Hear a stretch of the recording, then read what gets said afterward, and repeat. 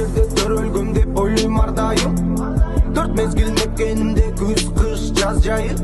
Дайым элимдин алаканы жайы. Жаратканым буйруса бере, барыбыз гана жайым.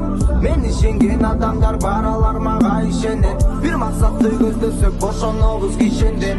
Бийик учуп бүркүт сымал алатоонун үстүндө Кыргызстандын муктаж салдым кошкондар бир кишиге. Бул чыгарма меники, менин энекемдики, угармандык сеники.